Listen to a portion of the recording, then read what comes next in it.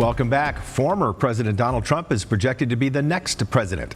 Join us now live from Atlanta as Scripps News Deputy Political Director Joe St. George. Joe, can you talk about Trump's path for winning this year's election?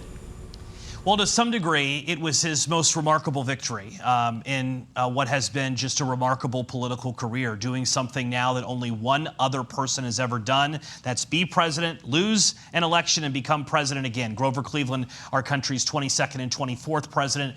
President Trump will be known as our country's 45th and 47th president of the United States. Look, this map is a lot redder than even Republicans in Virginia thought it would be 24 hours ago. Certainly a lot redder than what Democrats thought it would be. Yes, there's some consolation, if you will, that Virginia, the Commonwealth of Virginia, went blue last night for Democrats, but that doesn't matter for them because President Trump won, and he won all of the, right now there's been projections in 5 of the 7 swing states, all for him. And he's leading in the remaining 2, Arizona and Michigan. He could be doing a clean sweep of the 7 battleground states, overperforming where he did 4 years ago in urban areas, rural areas, suburban areas in many parts of the country. And now he has, their camp believes, a mandate to lead. I think a big question in a Trump 2.0 is, well, does he have the House of Representatives? We know he has the Senate.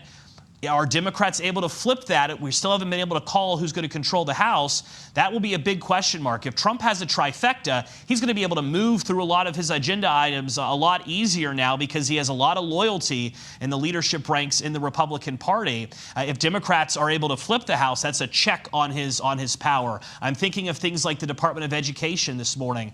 Virginia has a lot of federal workers, especially in our northern edge of our viewing area in the Richmond media market. They're wondering, well, what will Elon Musk do, who's talked about shrinking the size of the federal government? Guys, there's a lot of questions this morning about Trump 2.0. We'll attempt to answer them over the course of the coming months as we prepare for January 20th and Inauguration Day. We'll see what the Republicans will do. But, Joe, moving forward, what can we expect comes next for the Democrats? Well, there's soul searching going on. There's finger pointing going on. Some will point a finger at President Biden and say, should he have gotten out earlier? Should there have been a more robust primary earlier in the year? There'll be some finger pointing at Vice President Harris for not doing this or not doing that. We expect to hear from her today, the most difficult speech she certainly will ever give. There will be criticism of the Biden-Harris administration. What did Democrats do over the course of the 4 years that ultimately resulted in a rejection of their policies by so many Americans in these key swing states that ultimately decide elections in our country? So just a remarkable result, and now we prepare for the second coming, if you will, of a Trump administration. Joe St. George reporting live from Atlanta. Thank you, Joe.